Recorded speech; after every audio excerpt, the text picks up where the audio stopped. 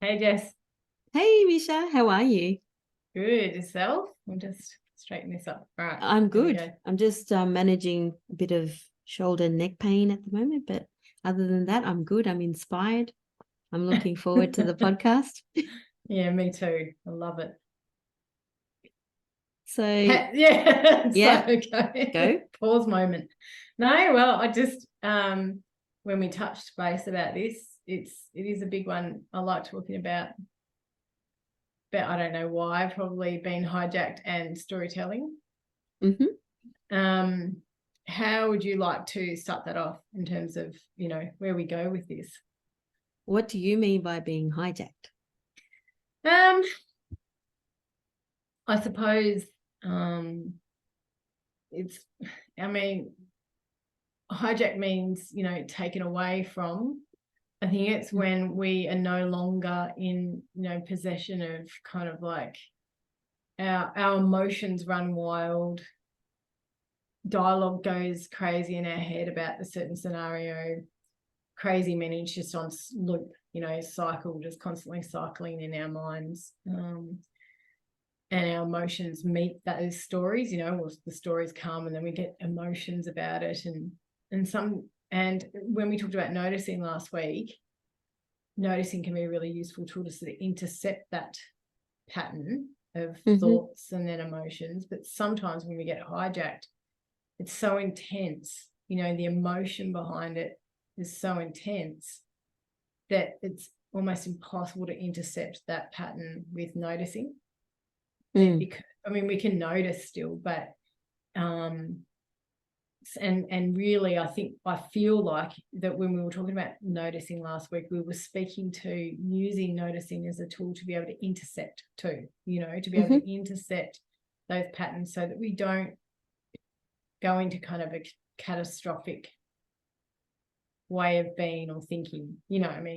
Obviously, when anyone comes to sort of get coaching or even psychology or whatever, it's because they've moved into a space of not being useful anymore and they're in catastrophic thought all the time. They're in fear, constant fear, anxious, and Hmm.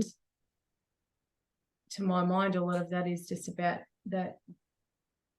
the perceived, which is a lot of the storytelling, this perceived idea of something that's making us feel unsafe. Because it almost feels real, doesn't it? It feels real. And when I say perceived, I mean the difference between an actual real scenario that is happening in real time. So it makes sense that we will go into a fight or flight catastrophic, state. Oh my God, what's going to happen?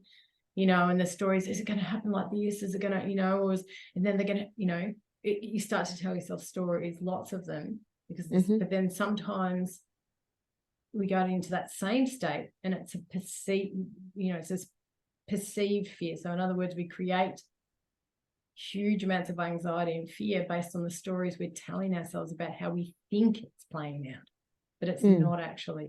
Or perceiving it like it's a future, like what do you call it when you futurizing, like you think, oh, it's going to happen like this, and you get yourself into Yeah, a it's going to state. go this way. It's Yeah. going to go this way, it's going to go that way. Or we imagine that something's happening and it seems so real, like you said, because we've just told ourselves the story over and over and over again, so much so that we've worked our emotions up to the point where it feels very real.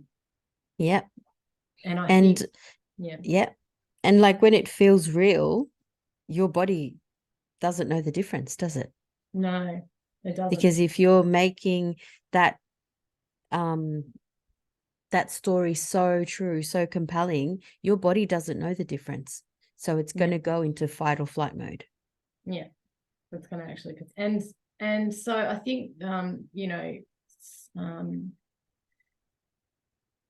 So the we, feelings, what I'm saying is the feelings are real.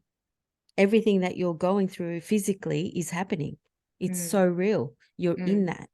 mm, The scenario might not be real, that mm, that you're creating in your head, but everything that you're feeling is real. It's so physical, it's so raw, like you said, it's so wild. That's the mm, word. And I like that word wild because it basically is what's happening to us. We're in that part of the brain that is ready to take off, is ready to to pounce and run for safety or kill or do whatever, whatever is happening in the All body the that's fight, wild. flights and all that. Yeah. Yeah, protect yourself quick, but so that might feel, well, that is, all those feelings are real, but I think where we're going with the podcast today is that part that's making it seem real.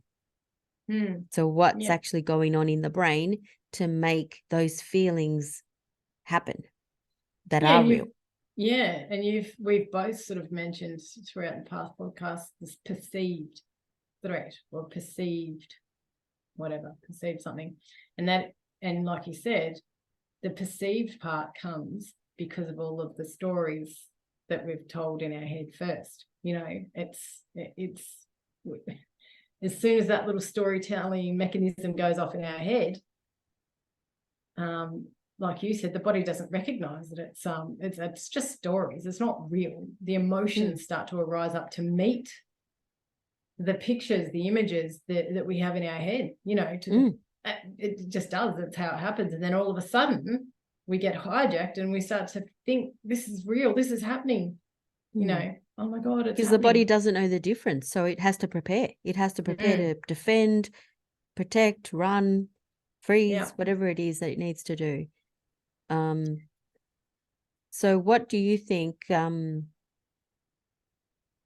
What do you think is the difference between people that are sitting in that so-called hijack, the perceived hijack, and the people that process that we talked about in the last few podcasts, where you get to a place where you've noticed it and you're just seeing yourself doing it? Yeah, I think this is a lot of the reason why I wanted to talk about this, because I think that, and we talked about agreeing last week, I think that if the perceived threat, like say the measure of it, say if it's a great, like a deep, something that emotionally can capture us really quickly, it's quite a deep thing, so it could be, like you mentioned earlier, something to do with your own children or something like that, then like for instance, our school went into lockdown a few weeks ago, and I happened, because I work there, I was part of that whole process. But as a parent, the first thing I thought about was my son. And I also thought about the kids that we were in care of. That was kind of an equal measure, but I still kept thinking about my son. It wasn't actually a drill. It was a for real lockdown. So immediately, but I had to bring in my tools of noticing. Immediately my body wanted to go, where's my son? Where is he? In this school, straight away. And I thought about it. I thought, okay, he's going to be there. Yep, fine. I had to do that in my head. Where is he? And I actually still, though, had to breathe, had to do my breathing techniques, because I noticed that my body was going into a bit of catastrophic, like, my mind would probably go, oh my God, what if?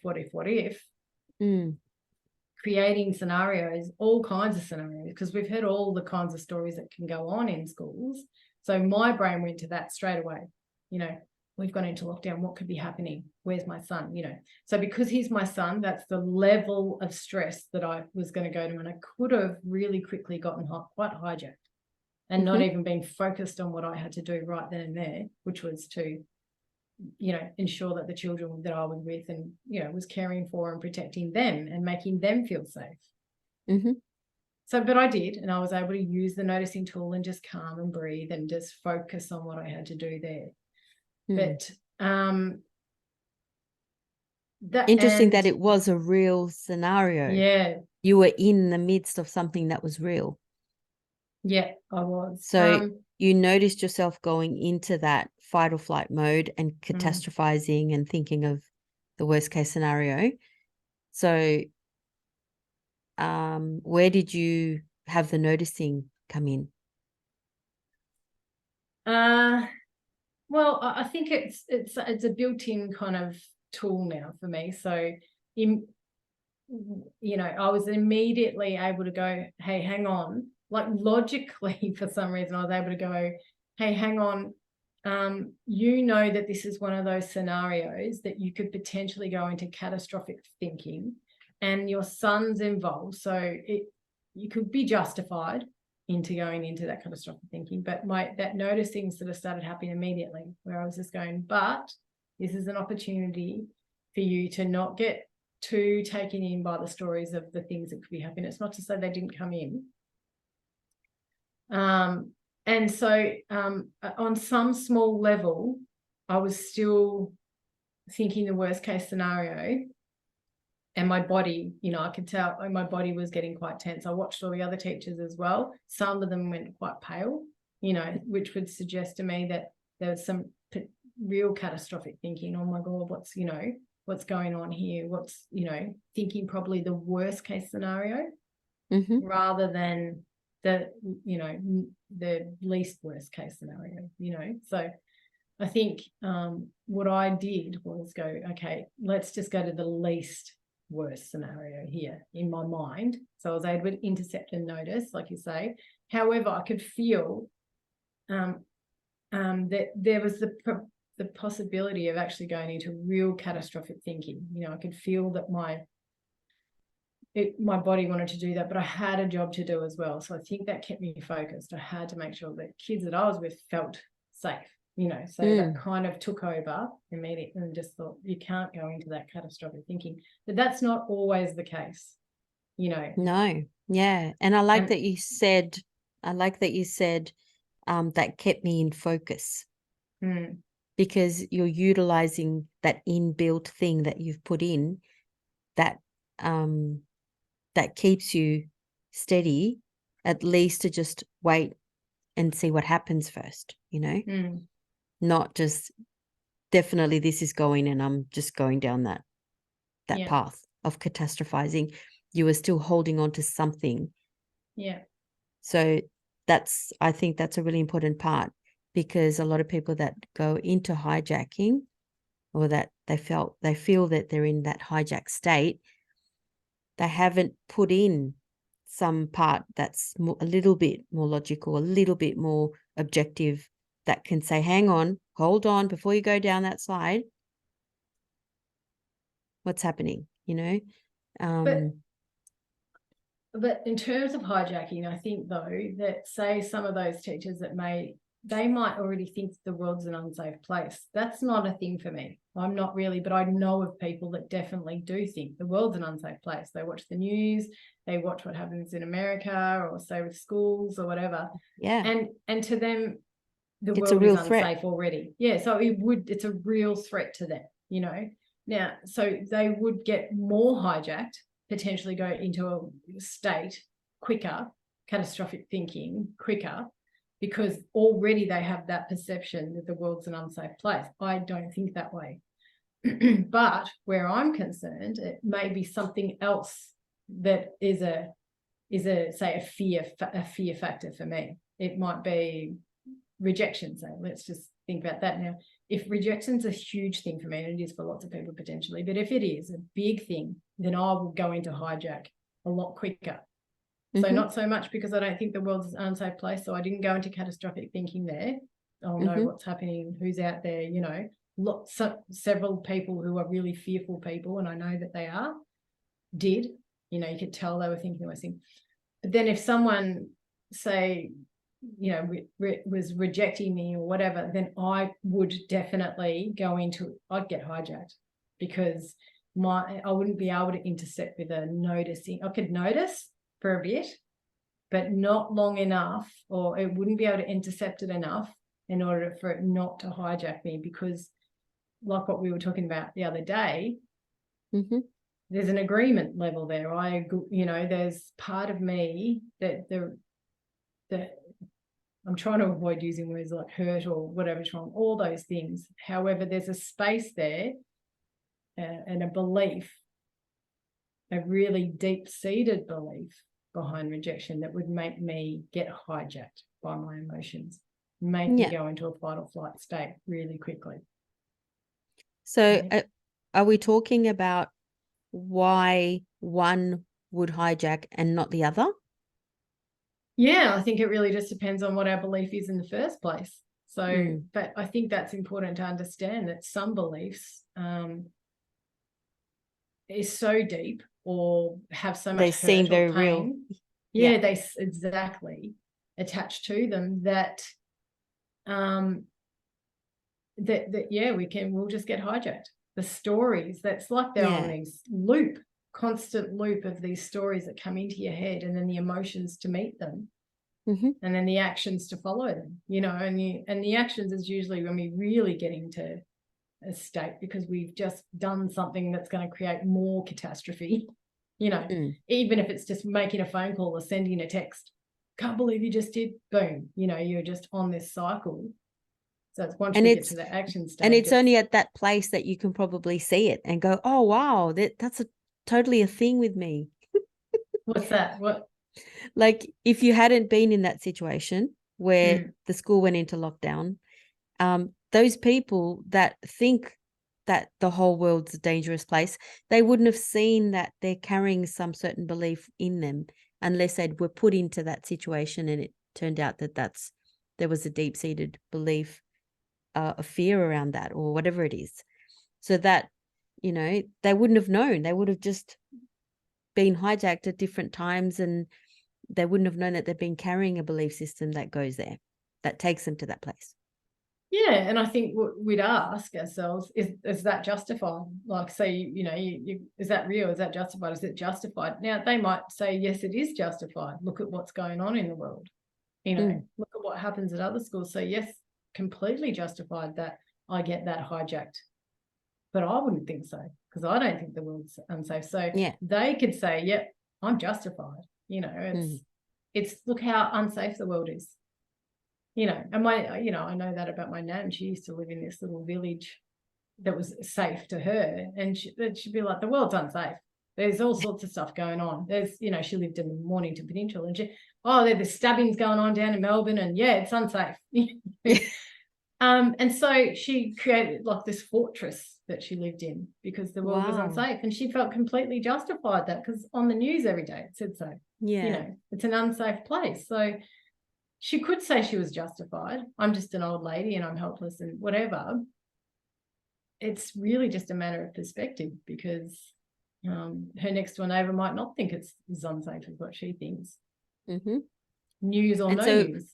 We're talking about this part where the body thinks that that's true anyway and just runs with it, runs with this story that this is true. Therefore, I'm going to go into all of my fight, flight, whatever. Well, you don't know that it's happening because if you're not at a place of noticing, it feels like it's just taken over you, it over there, like something else is in control, not you. Yeah, exactly. So it feels like this other whole thing is doing it. And I used to feel like that too because I used to get panic attacks in my early 30s, and I couldn't understand how this thing was happening to me.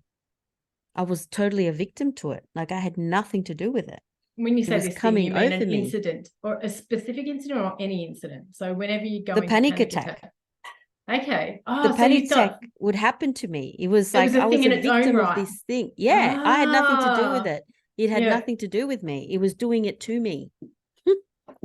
Well, I suppose it's like how people say my anxiety and they name it up as a thing. Is that what you're saying? So it was my panic attack. And this just comes from nowhere. You didn't understand. Nowhere. And, it's outside of me. It's something that I have no control of. It's just something that happens to me. I'm completely non-accountable for what's happening to me. Yeah. And so when I started thinking, okay, I need to get rid of this. It's not going to work for me to just have a panic attack and then just run out of places like a mad person. I have to get out of here. That wasn't going to work. It would look good though. But there goes Jess. So what did you do? Well, I had to try and understand what I was doing. I'm part of the mix. I'm part of the whole the whole thing that is happening, it's starting from somewhere. So I had to admit, firstly, that I was part of it. Yeah. You know, it's not this thing that's coming to knock on my door and go, boo, I'm here, you know, and I'm like, no, you know, it's part of me. I'm doing it. So Yeah. if I admit that I'm the person that's doing it, then I have to at least agree inside me somewhere. I'm agreeing to notice it. I'm agreeing to finding out how I'm in the mix. When you say you had to admit, there must have been evidence along the way that, oh, actually, I play a part in this so-called thing, you know, because it takes a fair bit to understand that sometimes, like, Mm-hmm. and then you can apply that to almost anything that happens to us, like, you know, that when you think about it. But anyway, my point is, there must have been a part of you that had evidence along the way. Hey, I've actually got something to do with this panic attack. It's something I'm doing that's creating that. Yeah. Well, with the panic attacks, the voice of reason came in, and that I meant books, because I went into, I'm going to find out what this is about. Yeah. So in my intuitive body, wanting to recognize that it might be something I don't understand, and I'm going to look at information around it, that opened up the books around panic attacks and psychology, and it was just like, wham, it's me. I don't like the fact that they're saying it's me. Yeah. Because why would I do that to myself? That doesn't make sense, you know. Plus, but we also like the story that it's not us as well, because that's another thing. Then I can avoid taking responsibility for it. So that was probably the first thing that got me interested in finding out and then taking responsibility, because it said I was in the mix of it. So I had to work out how I was in the mix of it. With other things in my life, I've had to go to a voice of reason as well once I've noticed in myself. But we're talking about the stage where the noticing is not there yet. So we're just feeling hijacked. And I think what I'm saying is, for me, with the panic attacks, the first thing that needed to come in was acknowledgement that I am doing something here in this mix. I hadn't taken full responsibility for it yet, but I am part of the mix, which means that I can affect or influence something here, just without knowing how big of an impact I could affect yet. Yeah. So where the story is concerned, is that a story that you're not part of the mix at first? So that was the story, I've got this thing. With the panic attacks, I had no idea, because I was just always getting hijacked. It's come over me now. It's arrived. Something outside of me has come in. It's not me. So that's when I felt what you're talking about, feeling hijacked, when people are in the fight and flight mode, or whatever they're doing, they haven't got to a place where they're even recognizing that they're part of the soup, they're part of the mix. Yeah. Yeah. Yeah, true. That's definitely part of it too. I would agree with that. Certainly, I would say that I walked around unconsciously thinking I was a victim for a long time to all of these external factors, even if it is just a part of my brain or psyche that it's not my fault. It's just coming in, you know, I can't help that. But also, even when the awareness is there. So even for me, sometimes I found when I get fully hijacked, potentially, even though the awareness is there, like I know that I'm part of it, I still go into the story. But whatever, you know, even if it's just because, I don't know, I need to understand a process, or because it's a good distraction method, you know, just to you know, whatever. But all I know is, even now, with all the tools that I'm equipped with in terms of noticing, sometimes it can just be so strong, the the energy behind it, I don't want to use the word energy, but, you know, just that whatever the stories have probably been that I've told myself in the first place for so long at that unconscious level, yeah, I can just be hijacked. And I didn't even, and so the awareness isn't there, obviously. I didn't realize, oh, wow, this is something that really gets you. It's like what you said before. It's only until after the fact I've gone, oh, that was a big one. That I was really hijacked by that. And that was something for me. Yeah. Yeah. That must mean there's a whole heap of stories under there that I've been telling myself and I wasn't even aware, you know, and all of a sudden there's I've agreed to those. No, they've come along. It's shown up now in this scenario. What an opportunity. Oh yeah, it's great. It's great to be hijacked. Yeah, love it's great because all of the pain. That's where I'm going emotion. this weekend. Yeah, I'm going to go on a holiday to be hijacked so that I can see what good stuff comes up, what juicy stuff comes up. It's true though. But life often puts us there, you know, and we've spoken about this before, where it almost feels like we've manifested it to happen so we can deal with it, so we can look at it, see it, and see the opportunity, whether we're going to do something about this thing, or is it constantly always going to be out of our hands? You know, we're victims to it. And you said something there about an agreement. What did you mean by that? I think story matching. I'll break that down a bit. You know, it's kind of like we'll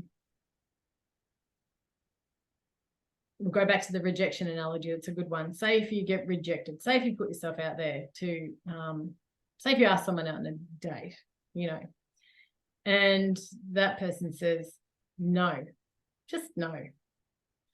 Already I may have a whole heap of stories that go, oh, well, they said no because I'm this, and this, and this, you know. But I might have a lot of them. Like I may not be somebody who's super confident, you know, who just knows my self-worth, all that sort of stuff. So if somebody says no, then I'm going to perceive that as them agreeing to the whole heap of stories that I have about myself already, you know.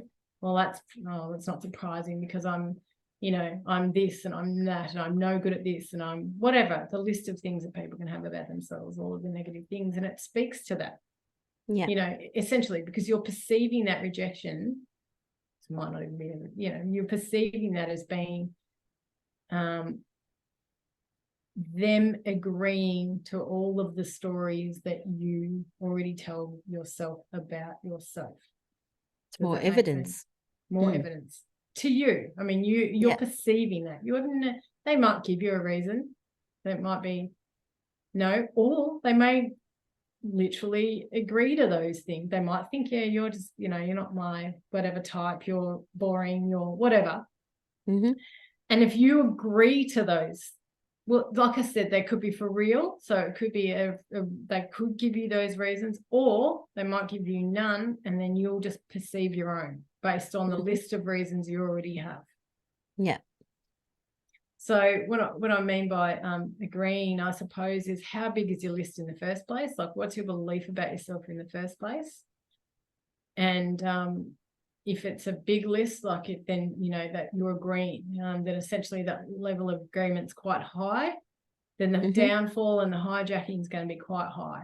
Does that make sense? So you're going to be really hijacked by like, I knew it, I'm no good, I didn't even know why I asked, I can't believe I did that. You take yourself down a rabbit hole, and depending on what kind of personality you are, you might really beat yourself up over it, or who knows, you might get depressed, you know, whatever, you might get anxious, who knows, but it's just that wherever you take yourself at that place, you'll get highly hijacked because of how much you agree with the true or perceived reasoning behind that rejection. Now, I know I just heard someone say yesterday that they would eat, no worries, they'd have no problem asking a girl out. If she says no, oh well, that's their attitude, you know, oh well, doesn't matter, you know. So she could say, no, you're an idiot and I don't like you and you're ugly or whatever list she has. And he'd go, no, I'm not. And he'd just walk off. Wow. Yep. So he's definitely not agreeing with anything that she has to say with about that it. particular thing. Now he might agree with something else she might have to say, potentially, but certainly not that. He sees himself as worthy relationship material or dating material. Mm-hmm. So he's just like, well, if you don't think so, that's your business, not mine. He doesn't agree to it, you won't get hijacked. Yeah, I like that, because even if there was something that, let's say, he was kind of thinking he's not, I don't know, whatever, he's not exciting enough, or I don't know, too boring, and she said, no, you are too boring for me, or something. And even though he does have a little bit of that belief, he's still at the point where he's deciding, no, I'm not going to agree with this. It's still a place of choice, regardless of whether there's a trigger or not, or there's a matching, because there could be a matching. And it feels like if the trigger's big enough and whatever they're saying and whatever you're believing is matched, well, then, that's going to it's going to be a perceived hijack. But what happens even if they are touching a trigger? Yeah, I am pretty boring. That's why she didn't want to date with me, or whatever. What happens then, even if at that point you still do have a choice to agree or not agree?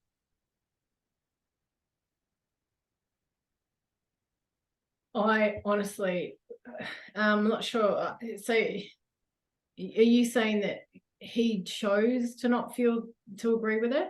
He chose because he doesn't have hurts or like there's no, where he's concerned, rejection isn't an issue to him.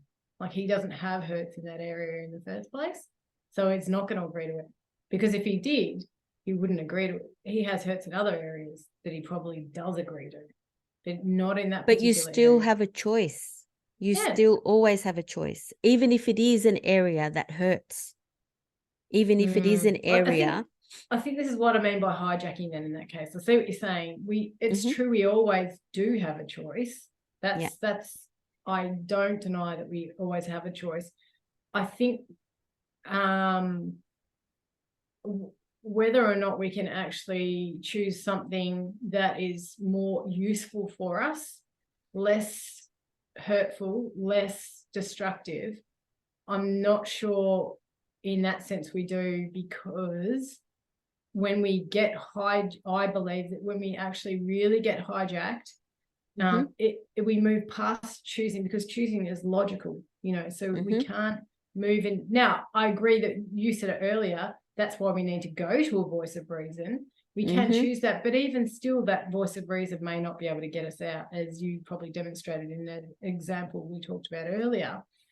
Sometimes even that logical voice of reason still can't get us out in that moment of being hijacked, but we may be able to look back and reflect upon, retrofit later. We might be able to go, oh, hang on, I remember Jess being that voice of reason right in that moment when I was hijacked. I'll think about that and use that from now on, potentially. Or I'll go back to Jess and say, hey, can you help me? You spoke the voice of reason and you were actually right, because you went, you logically pointed out, you asked me, is that true? Is that real? Is that really happening right now? Now, in the moment, I believed it was, because I was hijacked. My emotions said it was true. My body said it was true. So we could probably go back sometimes, but the hijacking part of it for me, and even for my own personal experiences and from what I've witnessed even with clients as well, is there is no choice, in the sense that you might be able to see that you've got two roads that you can take, but the emotions and the state you're in just won't allow it. It's just won't allow it. And I think that's why we do this won't work. allow it outside of us. Yeah, I hear what you're saying. It is outside of us, totally. But that's the whole point. But it's not. That's my point. That's where I'm getting we think to. it is. I know. Yeah. At the point when I thought the panic attacks were outside of me. I can't do anything about it. You Yeah. still have a choice to say, I don't know everything about this thing that's happening. Yeah. Right.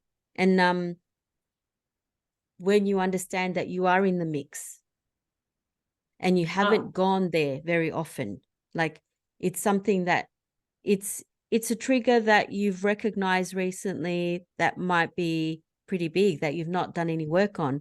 So it feels like it's got a lot of power because there's not been much work done there.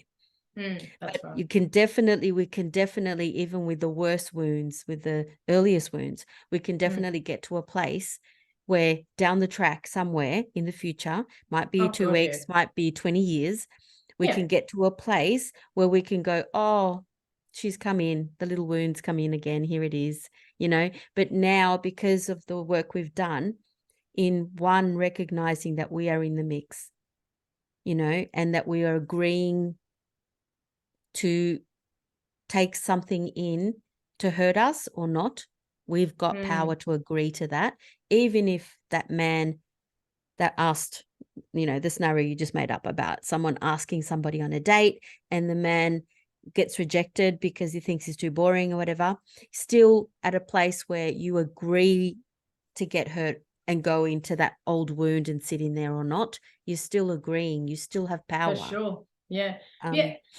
Yeah, and I agree 100%. I think that's the beauty of this work. In time, we can work on those things. I think when I talk about hijacking is in a moment where you don't have power. It's not to say we know we do. In every moment, we can make decisions. Now, it could be that you get hijacked, taken away with all of these emotions and thoughts and emotions that cycle.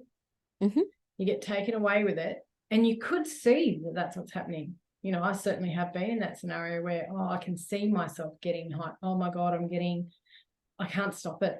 I can't. It's not happening. It's just going on this cycle. So then I just give into that and I'm going, okay, then there's something I need to look at here.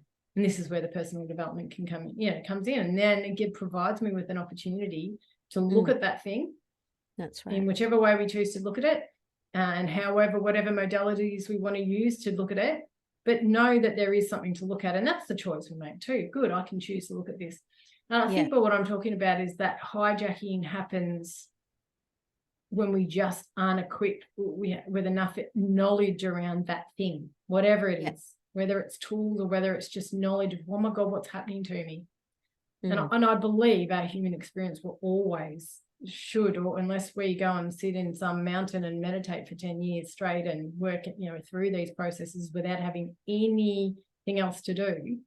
I think that because we're also distracted by life and we're trying to, we only have pockets of time when we can deal with these things. So when we get hijacked, it just shows us it's an opportunity, like you said, to go, oh, there's something else that I've got going on in here and I didn't know. But you're right. We can then know, hey, this is my thing. It doesn't feel like it in the moment. It doesn't feel like it's mine. It feels like it's external. I'm powerless to it, you know. And that's okay because you are in this moment. But in the next moment, you don't have to be. You can get some tools. You can go away. You can have a session. You can talk to somebody. You can get that voice of reason to help guide you through so you can take steps to building more resilience around that particular thing, whether it's rejection or whatever. You can whatever your trigger is, whatever that wound is for you. Yeah.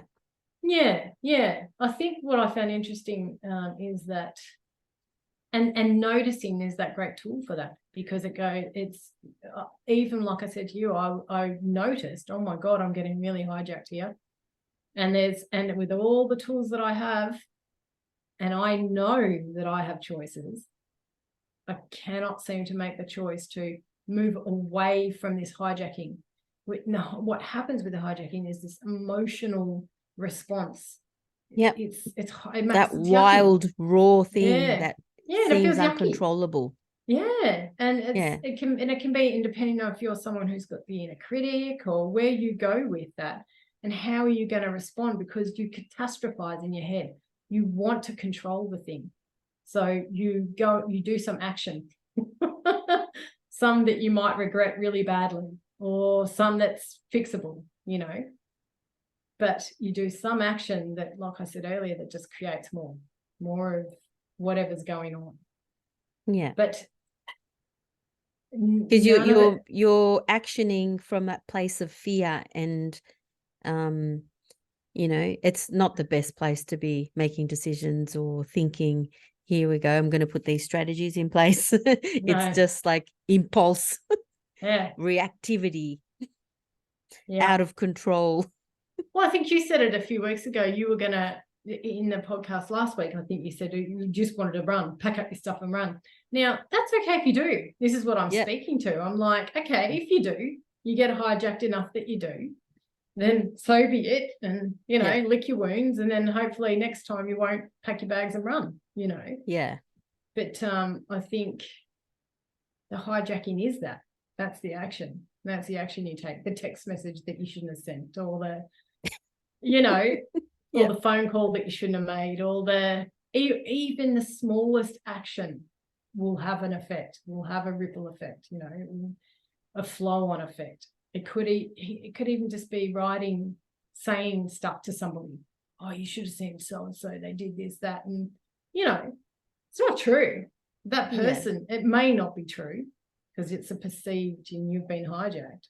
And then now this person's bought into your story, potentially, especially if they're not logical or rational minded either. And they might get hijacked because there's something that affects them. It hurts them. It's a wound to them. Yeah, they've agreed as well. I've seen this happen with some women. Sometimes they get together and talk about, say, husbands or whatever, you know. That's a fact. Everyone knows that happens. So, but it's because they start agreeing with each other. Oh, yeah, I can't believe he did that. But do we actually know he did that? Probably. Is it even true? Yeah. But all of a sudden you've got 5 women sitting there agreeing about, oh, that's terrible. I can't believe he did that. Did you just hear what he said? Or to her? Yeah. And I think what we're talking to, you and I right now, is when you're feeling hijacked with really intense feelings, really intense fear, and you know, crazy, almost uncontrollable reactions to, you know, to emotions as well. But it can also happen just on a day-to-day basis where we just, you know, we're emotional and we just go blah at somebody. You know. Yeah, exactly. That's a very good point. That's the point where it's happening too, where there's no noticing, and then someone's logical mind comes in and goes, hang on, are you okay? Why do you just bark at me? You know, or whatever. Yeah. They loaded stuff. You know how people talk about being loaded, and usually that's because they're hijacked. Good point. That's a very good example. So it's not just at that place where we've got high, you know, intensity and high emotions. It happens on a day-to-day basis where we haven't gone into noticing until some logical mind, and this is, you know, the point that you need that thinking brain to come in and say, what'd you do that for? Why'd you say that? Why did you react that way, or whatever? And if we don't have that, we never go to the place where we even question it. What, you know, why did I do that? What's happening to me? Does this happen often? Or, you know, what happened at the school where you saw that there were some belief systems there that perhaps people hadn't noticed that they were sitting in, which created an even bigger impact to themselves. Yeah. And to others from, you know, I won't really talk about it because it was a personal space for people. But you can see how the response can have flow-on effects as well. Definitely. And unbeknownst to them, you know, it can have flow-on effects to the children who need to be safe as well, you know, want to feel safe, especially in a time like that. So I think it's what you're saying about that loaded state, we end up hurting people in that loaded state. We end up hurting people, and we end up hurting ourselves because we have not got to that space of logical mind. We've not got to a place where we're ready to look inward and look at it or question it or anything. So we haven't even got to that noticing that we were talking about in the last podcast. It's essential, isn't it? Because I think what you just mentioned with the loaded thing, I've also noticed, again, more flow-on effects. So if I'm having a conversation with somebody and it's a loaded one. Now, if you can notice, you can feel it in your body. So you and I could be talking right now, and if it's loaded, which occasionally it can if you get a bit heated in conversation, which is fine, just notice it and see what it's doing. That's fine. But if it's loaded and you don't notice, then all of a sudden that changes the dynamic between you and that person. All of a sudden you're talking about something else. Well, we've spoken to this before, but it's no longer about the topic. It's no longer, it's something else is coming up where I'm loaded, then you'll be loaded. And, so all of a sudden we're speaking from another place. It's no longer real, or, it's kind of emotion fueled. And that has flow-on effects. Yeah. It could even have flow. We could have a conversation right now that could be really heated and really loaded. And anyone who's listening may then become heated, and it just has flow-on effects. Yeah. So unless you are noticing, and that's a hijacking. Like I said, I'm hijacked in this moment. And if I don't recognize it, then I'm going to continue to operate at this level. And and then we've lost the essence of actually what it is we started to talk about, because we're, heightened, we're hijacked. Yeah. But, I can see how that also then. Once that logical mind comes in, though, which I keep going towards, because it's fine. And it's important because it's so important because we have to understand. And this is where I got to, for example, with the panic attacks. If I'm just going to be sitting here like a what we call in NLP at effect, I'm just at effect to this thing. It's got nothing to do with me. It comes over me, it takes me, if I'm going to just sit here at this at effect stage, I'm really sitting in a childlike state. There's no parent there to go, it's okay.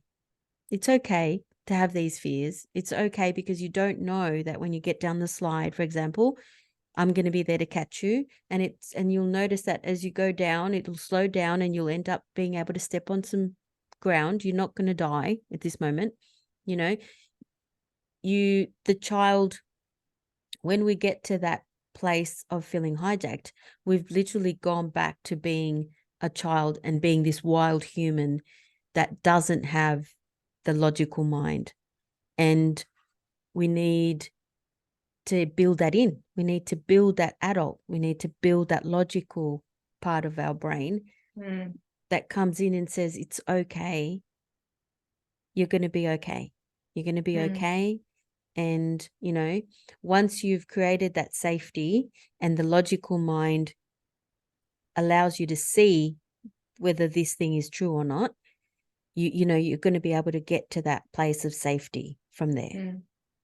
But that has to be inbuilt. If you've not been used to it, if you've not known how to do that, which for whatever reason, may have skipped a few things, you just need to build it in. And that's what people need to understand when they come and do personal development, or they see a therapist, or they're going for that logical mind. Be the voice of reason for me when I'm scared. Be mum, be dad, whatever. Be that. Show me what that looks like so I can put it in there. Yeah. Reparent, like you said just before. Yes. Yeah. Reparenting. And that comes with a whole lot of tools. But first you need to take the step in understanding that you are in the mix. Once you get to a point of understanding that you're the one doing it, then you can go to the voice of reason and say, well, I don't know what I'm doing here. Why don't you tell me then if you know everything, like a teenager would to a parent. You tell me then what the truth is. Is this true or not? Are you talking about if you go and see a personal development or whoever? But like I'm saying, if you're feeling hijacked, you need to at least not just want to run, but you need to also surrender that there's somebody else that can take care of it, that I'm not in That a can space help to you. take care of this at the moment. My Mm. brain is not right at the moment. I'm in my Mm. wild state. I'm in my childlike state. Somebody needs to help here. I need to ask for help. I need to go to someone with the voice of reason to help me through this. Yeah. And they have to recognize it, like you said, in the first They have to be place, able to recognize that they they're can doing it affect and change. that they can go to something greater, something bigger, someone with more knowledge, someone who's in a very logical state that can help out, you know. Because if they don't do that, they could possibly sit in pain for a very long time and possibly in shame. You know, a lot of people sit in the shame of, I don't want to be telling people that this happens to me. I don't want everyone to know that I've got a panic attack, you know. So you need to want more as well for you to go towards help. Yeah. I think that's really important. So, and you talked about reparenting. What does that mean? Like, can you describe that a little bit, just a tad, about what would be involved with reparenting? Well, in personal development, there's so many tools around reparenting, so many. You'd have to come to therapy and look at them individually to see what would help. So it means basically what you described. It means basically that you didn't have the tools in the first place, or you don't as an adult, and you didn't have them when you were younger. So to reparent means to instill those tools that you weren't given when you were a child. That's kind of what I meant by that. I think it's a bit of both. I think it's a bit of both putting building blocks in,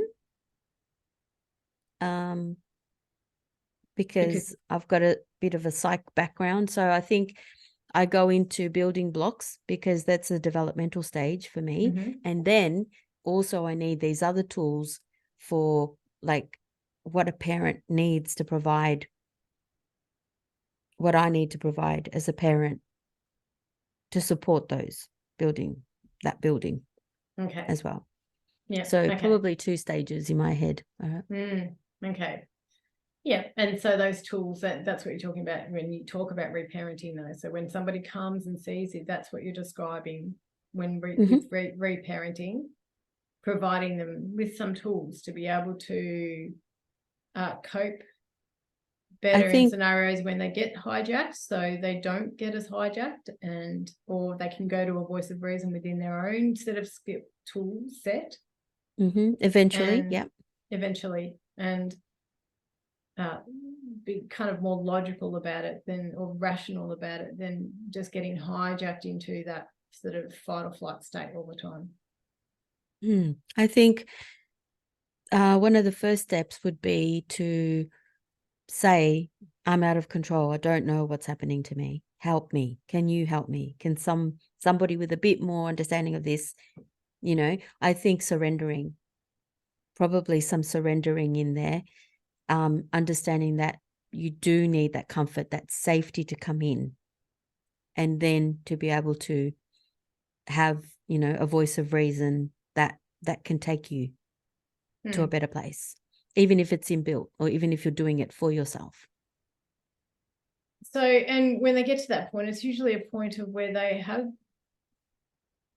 potentially been hijacked that much that they're a bit over it, in the sense that they don't have they think they don't have control, you know, so they kind of get hijacked so much potentially. I mean, because even you called panic attack, for example, when you recognise and you went away and did some reading, but you might have still come across some things where that you thought, okay, this is beyond even readings, you know, reading. I need to actually go and see somebody. But that itself was a kind of a hijacking, because the panic attack, because you thought that it was beyond you, you know, and it was this thing that was constantly like taking over you, you know. Here comes that thing again, you know, it's hijacked you. So potentially when it's almost like we almost would always get hijacked by something, and we feel like we're out of control, like it's out of our control. we are, again, the victim to this thing, whatever it is. Yeah. And I suppose that's what I'm talking about where hijacking is concerned too. And we're constantly going to be discovering them, because we're not aware of all the gaps that we have in our building blocks. We're not aware of all those places, you know, and it's not like you just have one major one.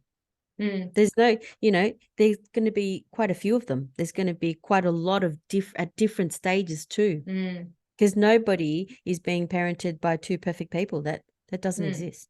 Yeah. Nobody. So, you know, we're all walking around with gaps all over the place, and that sometimes, you know, they show up in a scenario and it's an opportunity. We go, whoa, that's mine. I'm carrying that around. I didn't notice. I mean, that's why I laughed before when you said, oh, what a great opportunity. And I think you even sent me a message the other day and I was just like, because it doesn't feel like it's a good opportunity. And there's a lot of stigma around it too. Like a lot of people will actually think, oh, I can't go and tell somebody this story. It makes me look crazy. I look like a whatever, you know, that's because taking responsibility, people are afraid of that because it's kind of like, oh, there's something wrong with me. I'm the one That's who why I causes said the these shame. problems. There's a shame aspect too. You don't want to talk about it. But what you actually are having, if you can get real, what you're actually having is your own body is showing you a glimpse of something about you that's so beautiful, about your childhood, about where you are, about how fragile you are. It's like we're talking about in other podcasts, the lens gets turned and your own experience of you. It's, imagine somebody giving you, it's like a photo and I go, look, Misha, this is when I was 3 and this is what happened to me there, and I'm watching me. Like, how beautiful to be able to have that experience, to see yourself and go, wow, I'm so beautiful there. And I don't know anything and I'm fragile and I'm a it just mess. doesn't. And I mean, we can, you know, I wish all of these things for myself at that stage. But you get to love yourself. You get to nurture and love that part of you. For, you know, you never would have got that opportunity. You never would have been able to look at that fragile you and say, I love you. You needed this and I'm here and I can give it to you now. Or, you know, what if you just walked around with that not being able to be met? You know, that's what I mean by it's a great opportunity and a beautiful blessing to be able to see it, to be able to see yourself and go, wow, you're so little or whatever. You're so fragile there in that little gap that I've just noticed. Because the rest of us is functioning. The rest of us is paying the taxes, going to work, being a mum, you know, all of that, you know, and you can be proud of all those parts of you that are functioning as well. But it's those beautiful little gaps that we get to see of ourselves and our story. I think, in talking of stories, I think when you say the rest of us is functioning, I think what people could tend to believe, and certainly has been the case with, you know, people that I've spoken to, is that it somehow you create a story that to look at these things means that it makes up the whole of who I am. I must be this, and these are just the stories that people will tell themselves. You know, I don't want to look at that. That's why they potentially might not look at things, because if they look at it, well, they might not be able to heal. I mean, there's so many things they might not be able to, you know, sit with the pain. You know, they just might not be able to sit with the truth of it, the acknowledgement of it. But also I know that this has been the case with some people, is that there's stigma around that, you know, oh, I look nuts, and I just said that before. But I think it's really important to mention, because like you just said, it isn't the whole sum of us, you know, just these little things. They are little opportunities. The tiny glimpse of tiny glimpses, the little gap that there might be there. You described them as beautiful before. They don't feel beautiful at the time. It feels yucky. No, you know, it's true. We can say it in hindsight and look at it, and particularly with the work that we do, it does feel like a privilege to be a part of those journeys with people when they're looking at the parts of themselves that they've kept hidden, kept in shadow for so long, you know, and it's kind of like, okay, I'm ready to have a look at this thing, you know, sometimes big, like you said, sometimes less big. I don't want to say small because it never feels kind of small, but it's incredibly confronting for a lot of people. But I do agree with you. It is an opportunity. It's a really, and I, even anything more recent than I might have looked at with myself, I still took moments out to go, this is an incredible opportunity. It feels yucky, but it's an incredible opportunity. And you know that when you look at these things and you come out, you've got more tools in your toolkit. I know how to deal with that. Just it's resilience building. I know how to deal with that now, Even and with lots of things in life. Reparenting thing. You're reparenting yourself. You are building a toolkit to go, hey, I can adult now. I can with this thing or that thing. I wonder what it would feel like if we got to that place, which we know realistically is not going to happen. But if we got to that place where we got everything right, we got all the tools, we've done everything, then what? Yeah, good point. You're gonna want to go back and see yourself in the little gaps, in the failures, and in the mistakes, and all of our childhood stuff. We get to be childlike in those gaps. We get to be that little person, and then we get to give that person that love. We get to do it. Yeah, and there's something empowering about that, because all of a sudden now you don't need to go external to, which is what we're looking for, this external acknowledgement, external validation, external, are you hearing me? Can you see me? All that sort of stuff that I hear people say. But honestly, when we start to look at those things ourselves, and like you say, we give it to ourselves, we give that little child that wants to be heard or wants to be seen or whatever, we give it the attention, then all of a sudden we find that we're becoming that parent, that capable person that is able to just give to ourselves. And it's not to say you won't need stuff externally. I'm not saying that. I'm just saying that in lieu of, if there is no say external, something happening externally, then we can turn to ourselves and do it. We can go, okay, look, best case scenario, I'm going to give myself this nurturing and loving, and I'm going to say it's okay and acknowledge that the child that was, say, never acknowledged, or the child that was never seen, or the child that was never heard, or, whatever, all those things. We can then do it, in that moment. I can listen to myself. You just go within and you reach to that child within, or whatever, the inner child, as they call it. But yeah. What a beautiful experience. It's empowering. And it's loving. It's loving. It's so loving towards self. It's like full acceptance. And I think that's pretty healthy. I mean, when you're sitting in all that shame and you don't want to share that stuff, and you don't want to talk about, I mean, we often in personal development, we're often sitting in really uncomfortable places, and we still go there. We still can get to another place from having sat in that. Nothing's permanent. Nothing's permanent. Even if you're scared stiff about things, you can still take action. What do you mean? Like, I think in previous podcasts, we've talked about even being scared and noticing that you're in fight or flight, but going, hang on, there's nothing here. I'm not in danger. It's something's happening. I'm running with a story in my head. And is that story even true? No, probably is not. Okay, well, then I can take a step forward into something different, or take a step forward into something that is scary. And I think you provided an option too, because like you said, there's choices, but I think you provided a story a couple of weeks ago where you were in that scenario and you were scared. I'm pretty sure you said it on the podcast, but you were scared to take that step. And then I think you'd mentioned to somebody, hey, I'm scared. And they said, you don't have to do this. You can, and I'm here for you, but you also don't have to. So you can choose in that moment. You can take the step forward. You can still do all that questioning. Is it true? Is it? And you still might arrive at the place where I can't do it. I can't take that step forward, but you still have the choice. And even that alone is really good. It's really, it's loving. Like you said, I was going to say empowering, but loving, same thing, because it's loving yourself. You are showing yourself nurturance because you're just sort of saying, hey, that's okay. Like you know, sure, you want to do that because you want to achieve this.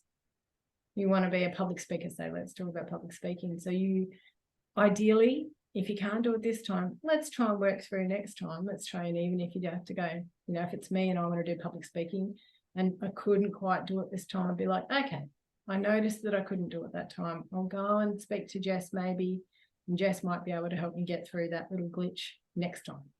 You know, but I felt really good because I just nurtured myself and saw where my limitations were, and I just couldn't get past them today. But I will next week.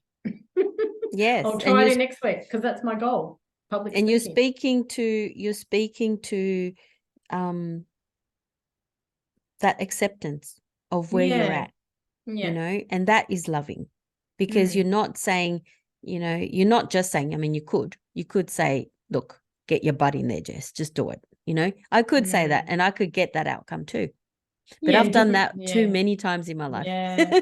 You know, so you know, it's speaking to that part of you that is accepting you for your limitations and where you're standing right now. You're being very present. Very present. You're very present with you, and you're very allowing and accepting of where you're at.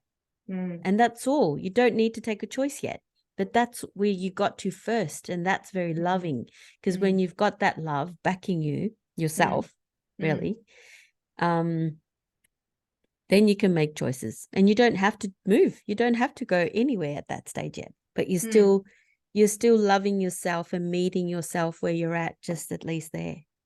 Well, exactly. I think because I can be very forceful, you know, so that's within myself, and that's kind of, so, you know, I could say, just do it, you know, and then put a wall up within myself and go, just do the thing, and switch off to my emotions about it, you know, but at least I'm still achieving my outcome, which is to speak publicly, say, get up, just do it, you know, and I could force myself on and put myself in a state, you know, on stage and go into this trance, you know, like the state probably. But, and I'm very good at forcing myself to do things. But really what I'm doing also then is ignoring how I'm actually feeling underneath, and, you know, I'm pushing past what I would consider as not safe. I can do that within myself. So the reason why I'm saying that, it's almost like another form of hijacking. It looks like I'm achieving something, but I'm not. I'm not achieving something. What I'm achieving is more of the same, forcing myself to do exactly more of the same, which is ignore actually how I'm feeling under here, just because it looks good. You know, you're you're acknowledging what's really happening for you.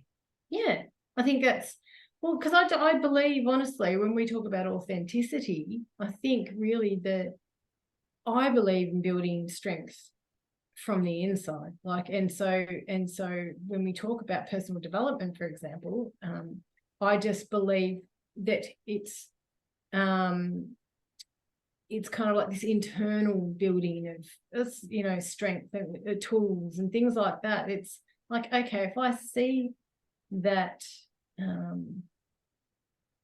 there's something there, and I want to, you know, I just want to give myself time to get to know that thing, or just to, you know, just to build the strength around that skill rather than force my way through a thing, or, you know, it's just, I think I've been very good at forcing things, but now I'm starting to understand that true strength is building this internal skill around it, not, you know, that's, and then it's not going anywhere. It's kind of fortified when you start getting those skills internally. So if I witness, what I was going to say, sorry, Michelle, what I was going to say was that they're both tools, and they're just that. They're just tools, right? Because sometimes you do need to force something within yourself. Like if it's becoming dangerous and you need safety, you know, like your child running across the road, you're not going to, you know, you're going to grab them and say, no, get back here, you know? Yeah.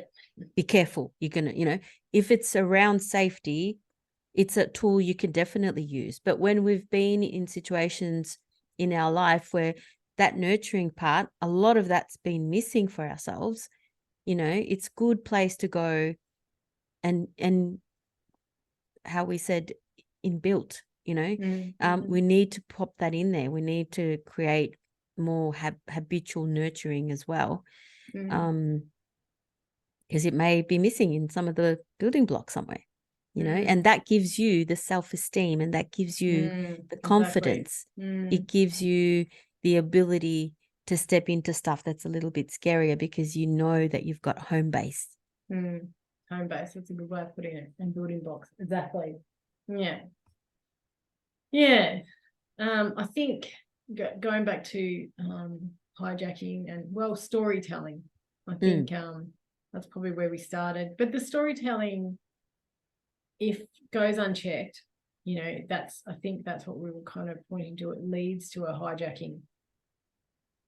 Have we talked about that yet? Just if it goes unchecked, like that building of stories or building cases. And I think there's some of the tools that we talk about in personal development. Like that questioning, the questioning part of you, the questioning coach. Is that even true? Is this happening for real? Like, what evidence do you have that it's happening? Because when we're in that hijack state, we're in that reptilian brain. There's no logic there. This is happening. And you can deceive yourself.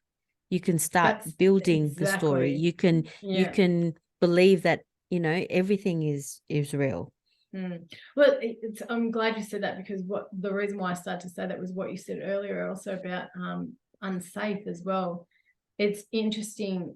Perceived fear is a big one, where is unsafety. Now, like you said at the beginning of this podcast, I feel it in my body, so it is real. That's it. I'm feeling it. It's a real experience. But like you said, it's a logical brain. It takes that logical mind to eventually get us around to, so is this really happening right now? Am I in danger right now? No. It's just something that I'm getting myself worked up about, or getting myself into a state. Yeah, and I think but even what I was talking to about, say, the school before, is where I could have logically, said, are we in danger right now? Everyone's going to have a different perception of that,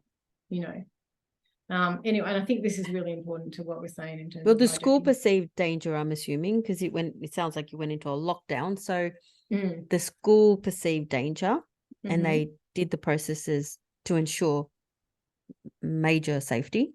Yep. Yeah. Well, they perceived it. Yeah. The school being individuals, people. So doesn't that have to be from an authority there, like hierarchical? Yeah, they're still people, and I'm not saying they're not experienced people that, it's still a perception. Because again, how mine might perceive safety, and say several other parents, some might not think that it's, but overall you've got systems in place and experienced people, I suppose, but it's all still a perception, of what fear is. I mean, you could really break down even lots of things around that, is it lockdown worthy, all that sort of stuff. It just depends on who's perceiving it in the first place, really, because it just really depends on who agrees with the perception of what was it, how big was the risk, everyone gets it, but it's still a perception nonetheless, and it's still individuals making that decision based on their perceived fear. So safety, that when you think about that perception, safety is even a perception, like what one person thinks is safe and another person thinks is safe. They're two different scenarios. It's going to come down to the individual. You could even get a group of people saying, no, that's very unsafe. But then you get another group going, no, it's fine. That's not, So even safety is, perceived. And my point about this is, again, coming back to hijacking. It's always, we justify it. Even this is why sometimes we let ourselves be hijacked, because somewhere in there we're justifying it. We're justifying the fear. We're allowing, we're allowing that to happen. We're saying, yep, that's a real threat. We're agreeing to it. We're agreeing to it. And we're agreeing to that belief that, I'm going into this story. Yep, I agree. Let's do it. Well, I think this is what the beauty of this work is, and why I just pointed that story out, is because even what we can, you might get a whole society agreeing on what safety is. You know, it's still always going to be a perception. There isn't necessarily any truth to it.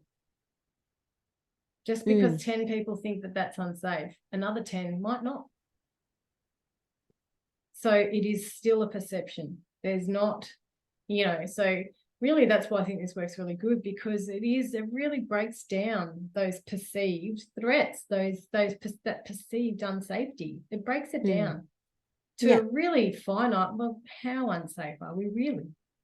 You know? I see what you're saying. And that there is no, like, you don't have to have one view of it. Because people are perceiving it in their own ways. Yeah, you don't have to have one view, but I think what I'm trying to point out is that people I think people can justify getting hijacked because they might say, but that is a real threat. So I'm really trying to highlight that, you know, for anyone who might be interested in thinking, no, hang on, it's still a perception. Yeah. You know, it might feel really real, and I've been warned against that thing for a very long time. So it's real. Yeah. You know, it is physically all real. the symptoms are there, like it's so real, because all of the information and the stories that have been has been fed into it. Yeah. So, and how the individual perceives those stories. Me and you could sit there and watch the same news. Let's go to the news. We could watch the same news reports day in, day out, day in, day out, day in, day out for 2 weeks. Now I might come away and go, oh yeah, there's no real threat there. You might go, oh, there's totally a threat.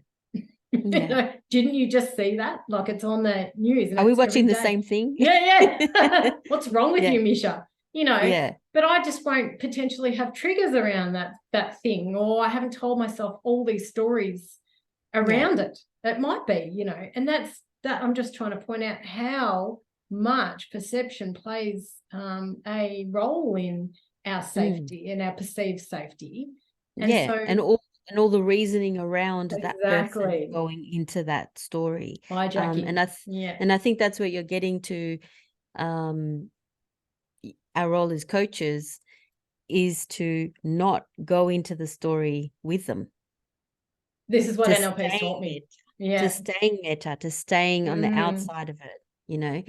And the tools are, because you can do it by yourself. You can do it for yourself. But if you don't know, you got to come to a coach. You got to come and see a therapist and say, you know, this is my story, but my story is real because this is really happening, you know. And you can get to a place where you do start questioning yourself. Hang on, is this true? But because you have a voice of reason on the outside, if your therapist goes into the story with you, then you're both looking for a ride, you know. You're both looking for you're going to both be in big trouble. So there's someone needs to stay in the logical brain. Well, I think it's a great point you make, because I actually years ago did go and see somebody in Melbourne, and she was wonderful. She had great tools. She was like amazing. I actually wonder if she even did NLP, because it was just different kind of therapy that I'd had before, that kind of. But anyway, but there was a particular, in terms of hijack, there was a particular part of the story, something that was happening in my life that kind of really hijacked her. You know, it was really triggered her, activated her, you know, and it was her own personal thing. And I could see that back then, you know, this is in my 20s.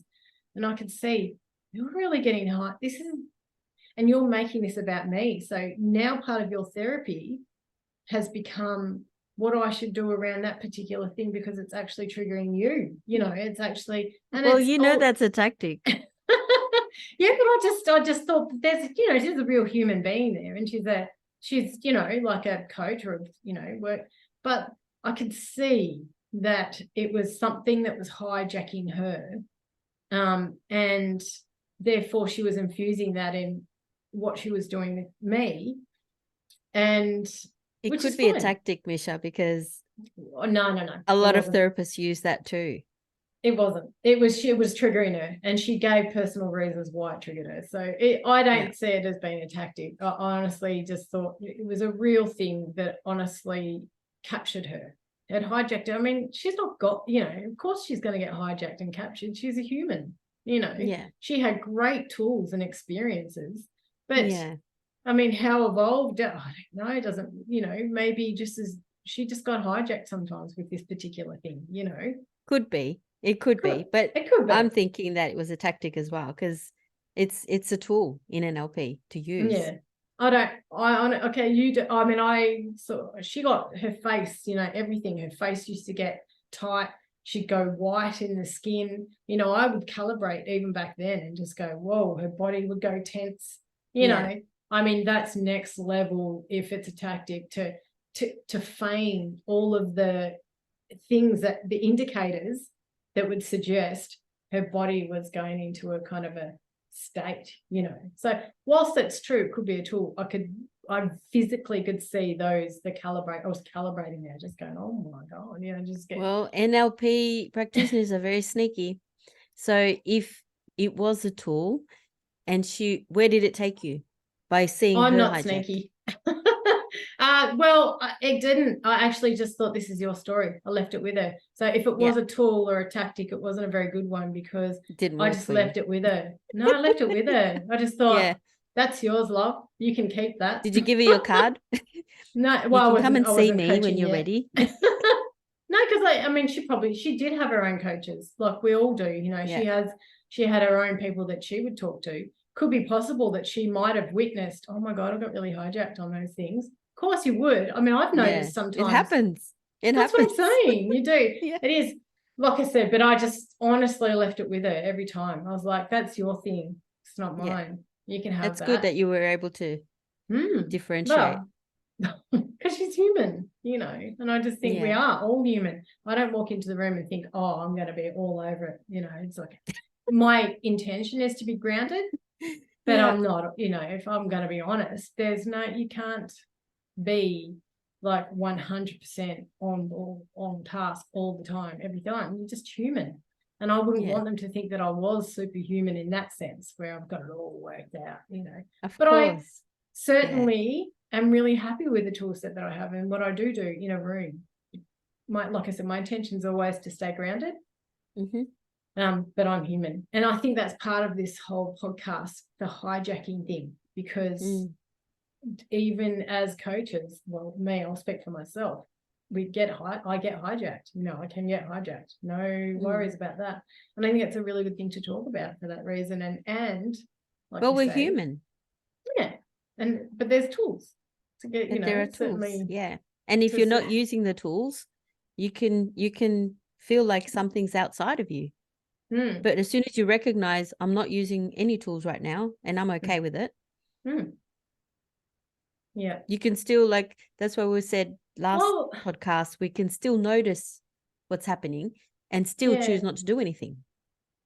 Well, I think we are choosing to do something, even in the noticing, and even in saying, I'm going to allow this to happen. I want to see what happens here.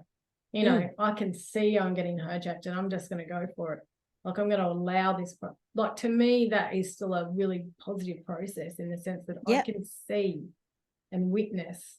Whoa, and that yeah, happens. I agree, because you're willing to sit in it. Yeah. Be with it. Sometimes. And that's huge exactly. resilience building. That's huge skill building around yourself. I know how to be with this thing, whatever it is, that creates a panic attack. I know how to love that and how to be okay with it. And then before you know it, you're not resisting it and it just disappears. Yeah, yeah, exactly. But and sometimes I'm intrigued to know what is going on. It's as simple as that. And I think I do that because I know that I've got tools to work with whatever comes up. So it gives you the confidence to go in and have a look. Yeah, it certainly does. Because you found a rope out. Yep. You got a rope ladder there. Now I'll look.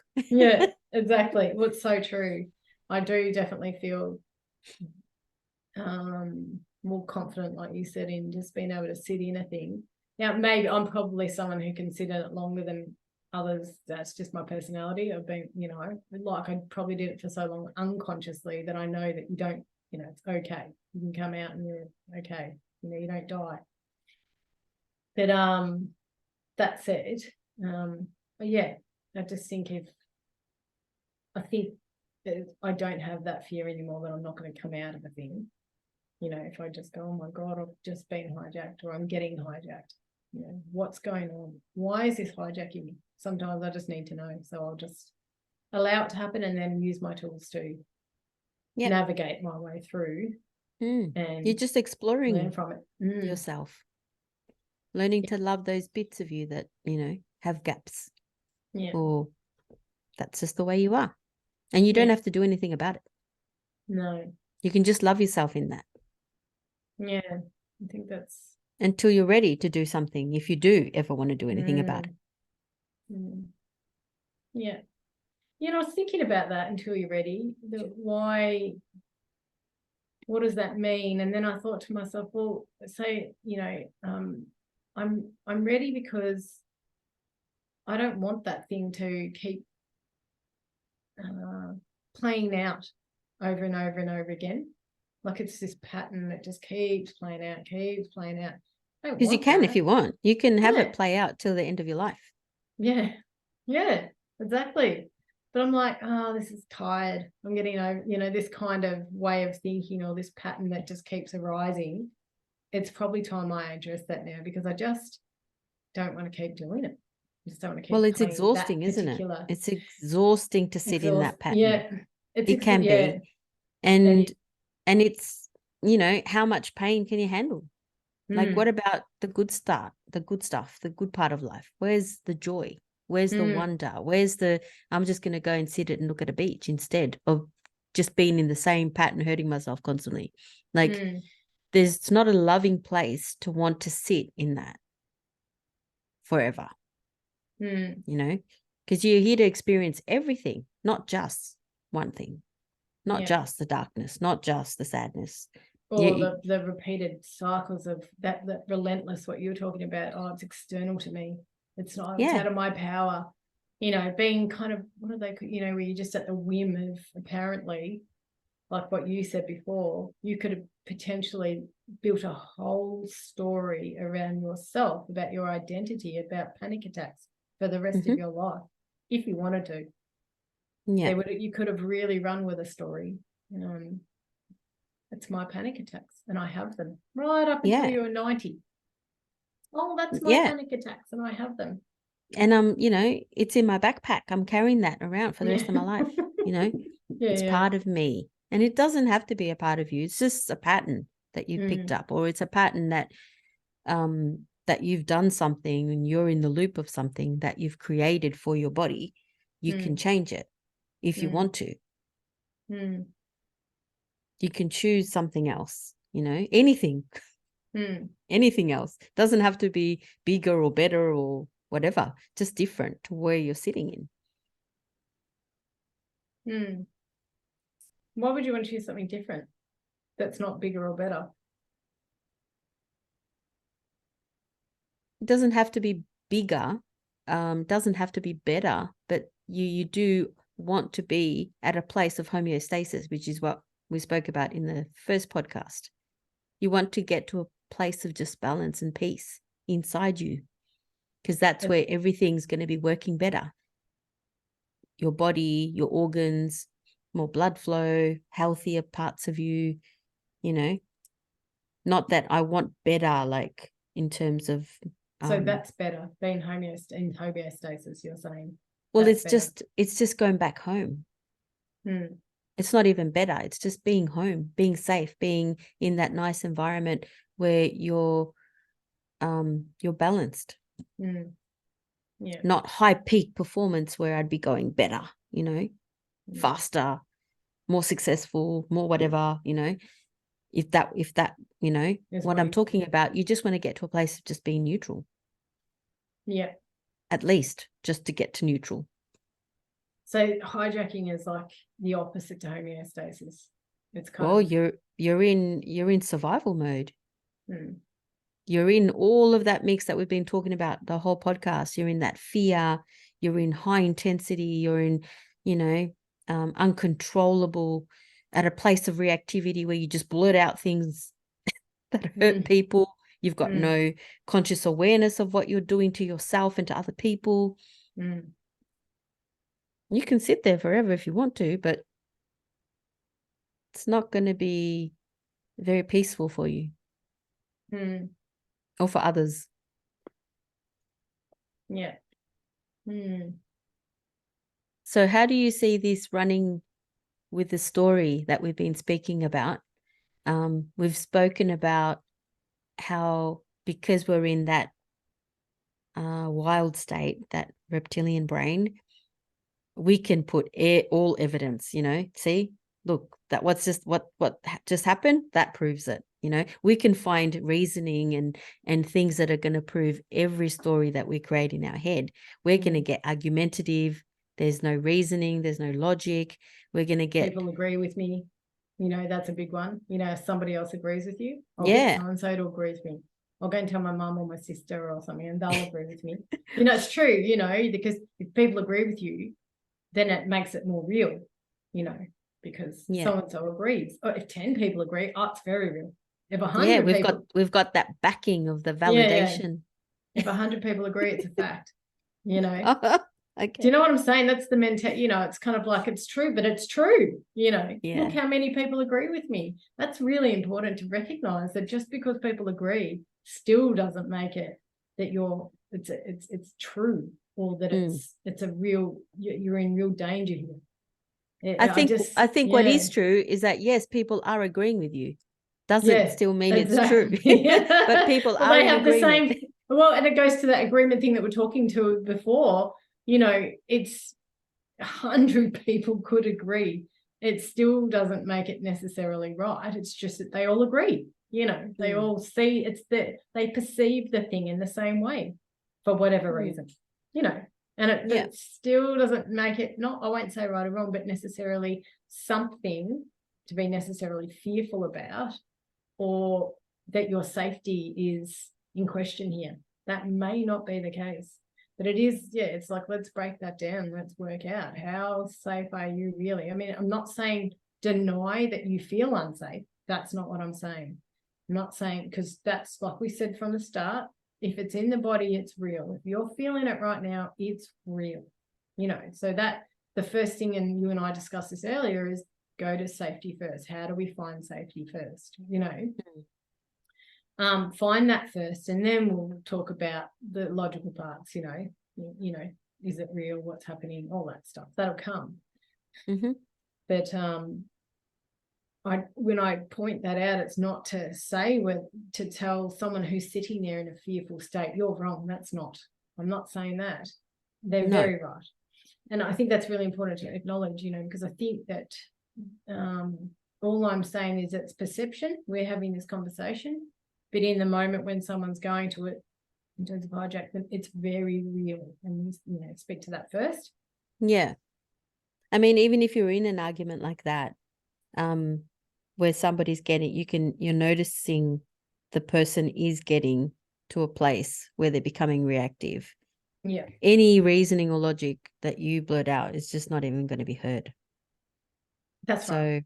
If it was that. But in coaching and personal development, you need that voice of reason to even just drop, like I said before, drop some seeds in there of a bit of logic to get that reptilian brain to start thinking a little bit more logical, so that it doesn't have to sit in that state of fear or high reactivity. You mean, so when you say get that reptilian brain, so in other words, that it allows the cognitive, so the prefrontal cortex, whatever, it allows that to open up and have to take over, because it closes it off. When the reptilian brain goes into fight or flight or whatever, it actually closes off that. That's even if the prefrontal cortex is developed.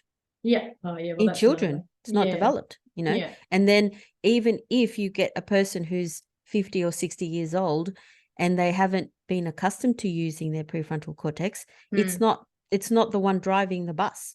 Mm. So, you know, you get people that are like, oh, I'm in a state again this week, you know, it's been 3 months and I'm still in that state. Because they haven't normally sat in allowing the prefrontal cortex to be manager, to be It's a driver. very good point you make, because someone was just telling me earlier about their elderly mother and how she does the same repetitious, so unconsciously, things every single day, every morning, you know, so that she's just on repeat. So just relying on what she already intuitively knows how to do, not using that, like you just said, not using that prefrontal cortex. She's just habitual every day, so that it gives Which her some makes safety. sense. We're Gives her habitual safety. creatures. Exactly. You know, And I well, think she she might have doesn't. other things going on at her age too, you know. She definitely, where But a cognitive response is different, but she doesn't place a lot of what do you call it? She just doesn't place a lot of what's the word I'm trying to think of, but her cognitive thinking, she doesn't place a lot of stock in her cognitive thinking. She places a lot of stock in the things she does every single day, which is good. You know, she's staying in that safety for that reason. You know, it's kind of like, well, I know this, so I'm going to do this. I don't place enough stock in my ability to be able to cognitively get through the day by thinking of different ways of doing something. You know, she just relies on this pattern thing every day. It's safe to her, you know, so that makes sense. mm-hmm. It's that habit that you get into, that you feel comfortable in that. So, Yeah. you know, Yeah. but what I was speaking to was if you haven't had the practice, if you haven't had the practice of allowing your thinking mind to go, hang on, you know, you got into that state the last time. This is a pattern now. I've noticed it. Like, did you notice? This is talking to yourself kind of thing. Mm-hmm. Did you notice that you did this, then you did that, then you went into this sadness, and that took over for 2 or 3 days? You weren't able to go shopping. You weren't able to pick up your children. You weren't able to do this or that. If that practice, if you allow that practice in every day as well, to go, nah, I'm going to let my thinking brain be part of this as well. You know, I've got all these tools. It's not just my feelings that take over and I'm a victim to my feelings. You also have this cognitive part of you that, you know, is full of solutions. It's got full of tools and skills and, you know, resources. You are fully resourced. You can use all of those parts as well. You know, but you've got to get to a place where you practice that, and you know, you can move from there to there quite quickly. You know, and sometimes it's necessary. Like we've spoken about this before, that you could be about to go into a meeting and you're feeling a little bit sad. You're not going to go, you know, oh, I'm just not going to be able to do this for the next 5 weeks because I'm going to in that moment. You've got the ability to go, not now. I need to function at this very important meeting. Could be, you know, buying a house or something. I don't know, something really important that you need to be there for. And you use that part of you, the resources that you need to get you through that. And then you can, you know, go back and give yourself a little bit of compassion for what you were remembering. You can use that, but it's you using all of these things. You're not at effect, you know, and running with the story can create that you're at effect. And, you know, none of this is my problem. You know, it's my emotions that take over. None of this is in my control. And, you know, when you're running with a story, you, like we've spoken about, you can add all the other pieces to build in that story. You know, you can make shit up. You can add more things to it. Like you said, you could get back, you know, people backing you. There's more validation of the story. But if it's not working for you, even if you go there and you still come back and you still got the same problem, you're still going to have to go back to using your cognitive brain and thinking your way out of it and clearing it up and becoming solution oriented. Very true. I think I have noticed I'm less likely to go to somebody to get their agreement on a story. You know, it's probably less likely to go and tell the stories in the first place, but just, you know, it's because of that logical understanding now that I've, like you said, practiced over the years and sort of introduced, and it's become part of my solution now, rather than just the fight or flight solution or the reactory solution or whatever, you know. So I agree 100%. It is about integrating that as much as possible, using that as much as possible. Well, just using and integrating it really is part of the overall solution. I think I agree 100%, really. Love the word integration there, because that's what we're doing ultimately. We're using all of the parts of ourselves that we've got. When we're hijacked or reactive, we're only using the limbic brain or the reptilian, the wild part of us. Yeah.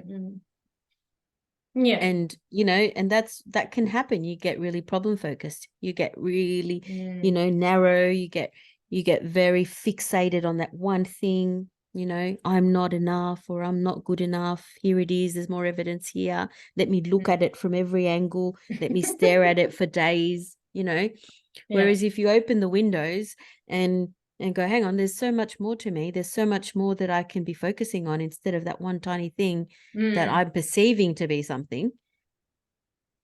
You open up all of the parts of you. You're so complex. You're so enormous. Very true. So Juicy. yeah, it's very juicy stuff, but we all do it. This is part of being human. Yeah. Yes, it is. So I think that's why I wanted to talk about it. I think there's some really, it's just the human element to it, you know, to this work, is just keeping that in mind all the time. You know, we're just human, you know, it's trying to navigate our way. But it's beautiful. It's beautiful to be human, you know. It's when we allow that shame and shit to get in, to hide that. Yeah, it is beautiful, but also it's messy and yucky too. You know, I think it's embracing all of it. It's kind of, I think that's why it's beautiful, because it's so fucking scary. It's so messy, like you say. Yeah,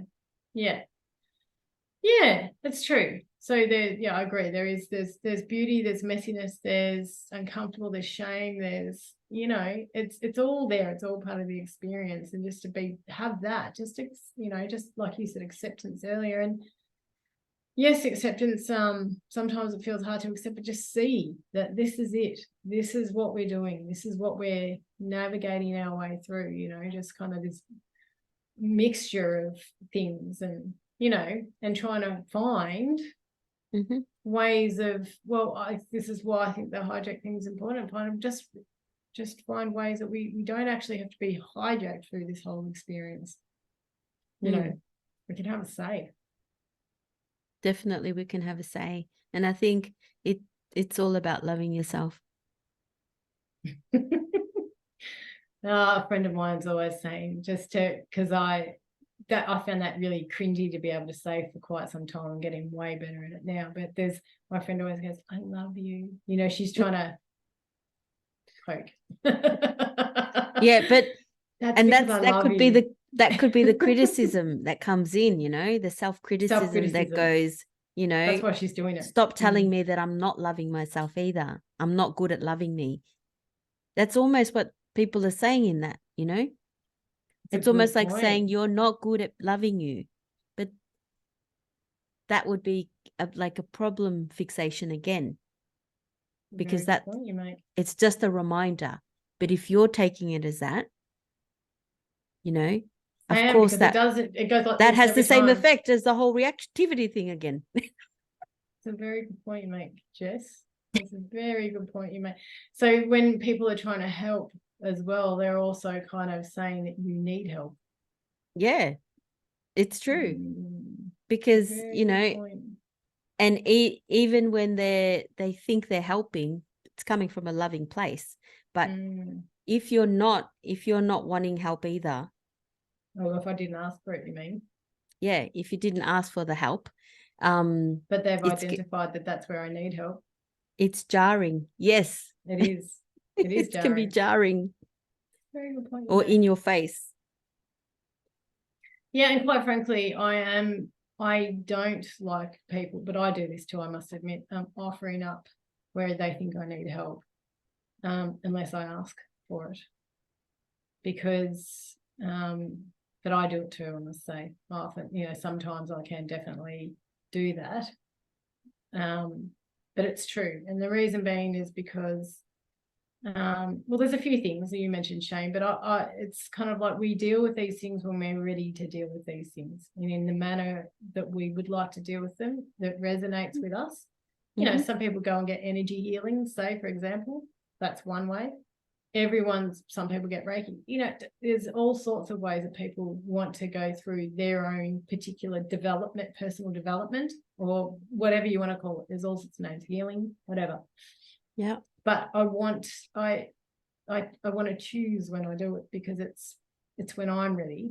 So in terms of safety, I feel unsafe when someone tries to make me see something that's apparently something I need to fix.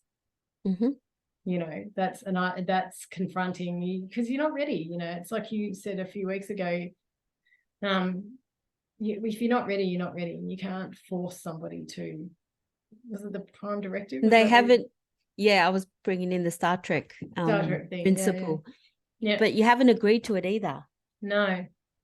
And it's kind of overstepping someone's boundaries and going into their personal, isn't it, really, when you think about it? It depends on the relationship. For example, we certainly do explore a lot of things, me and this person. So, we probably do open up a little bit. There's probably like a parameters. pre-agreement to go there, For example, in a parent-child dynamic, if your child comes and says, this is not fair, people are bullying me, whatever, it's almost a given that you're going to want to step in because you're a parent, and depending on your child, how old they are, what their skills are at protecting themselves, or, it's a given that with the relationship that you've got, that you're going to go there. You know what I mean? Yeah. Yeah. Yeah. Anyway, good point. Food for thought. Have we got off topic? Oh, a little bit, but that's okay. We're allowed to do that. Yeah. Yeah, that's fine. Well, I think pretty much though we've managed to stay on topic with the whole hijacking thing. God, even going off topic's a bit hijacky, isn't it? Or is that distraction, do you reckon? No, it's not distraction, because why would we want to distract? No, because I mean, if usually we flow from one thing to the next, it's it's flowy. But we've always good fodder for future conversations. Anyway, we've covered. We do flow I think we've covered hijacking. I don't know, because you had more. It feels like you had more to say about the hijacking than me. I wanted to kind of go more logical brain. Logical, as in. I think I've covered what I wanted to cover about that. Do you feel like you said it? Do you feel like you need anything else around the hijacking to give? I think that was good. I like the balance between the hijacking and the logical brain. I can see why you want to go towards logical brain. It's a solution. And that's what we do with, personal development coaches. So it's looking for solutions. But I think for me, a solution personally is also just recognizing where you are as well. Sometimes I can come at that as, it may not be technically personal development, but to me it is a bit of a solution, and just accepting where we are too sometimes, just where we are in this moment, and then still building from there. I do like to build, that's for sure, from where we're at. The hijacking thing, I think, is one of those ways that I find that it can still be a solution, but only if noticing is involved, because like you're just constantly getting hijacked, then, you know, you're just in that constant horrible loop. And, you know, I mean, like we said a couple of podcasts ago or something, if you want to choose to be in that, then that's your choice, and you can, you know, if you want to live your life thinking that you're powerless to any, you know, kind of any navigating your way through, that you're powerless to isms like the one that you mentioned. What was it? Panic attacks, you know, things like that. I reckon if I had let that happen, I would be having heart attacks by now. Like, seriously, it would have got to a point where I would have become so sick that my heart would have raced, and I would have started getting heart attacks in my 40s if I hadn't done something about that. That's a really good point you make, Jess, because definitely a lot of my health problems in the past were definitely tied to being hijacked. The amount of how much I would get hijacked and get anxious. So go into anxious states, anxiety. I wasn't even able to breathe properly half the time. You know, there was all sorts of issues physiologically, which have all sort of died down since I went on a personal development journey. They've all reduced in severity big time. You know, heart palpitations, breathing issues, just, oh my God, you name it. And it was happening. I even used to get this imbalance in my ear, like vertigo, really badly. That's happening now because of the neck thing. I'm getting like my ears block off. Yeah. And it feels like I'm getting a little bit dizzy now and then. Yeah, I used to get that quite frequently, and that was really when I was in full stress mode. It was when I was a consultant, and I used to just get really stressed out. Yeah, and I used to get vertigo a lot back then. But all of those things have reduced since the hijacking has reduced. So pretty much the only thing I would say, even the more recent hijacking that may have occurred with me, is that I noticed a tightness in my chest. Same thing, noticed a tightness and shortness of breath. But then I was able to just breathe because I've, you know, learnt breathing techniques and stuff like that. So just, I mean, everyone knows how to breathe. So it's not like you have to go away and do some breathing course, to be honest. You can just breathe and it relaxes. But you do if your breathing's got out of hand and you're going into a panic attack, or, you know. Yeah. And you shallow breathing. It's like, whoa. Yeah, that's true. And not even knowing that it's an actual, if you just focus on your breathing, because we all have to breathe. So even if you just focus on it, let alone try to come up with some sort, that is even just relaxing, you know. So but my point is that that is definitely what I noticed about when I used to get really hijacked and get very anxious. Had a lot of anxiety issues as well, and that is purely because I was getting hijacked constantly and feeling like everything was out of my control. So that's why I felt like it was important to talk about it, just so, because you can see where it can take you and why it's not good.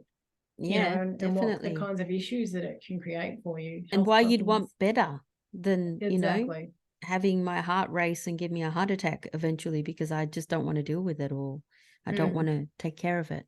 Yeah, exactly. Okay, cool. Awesome.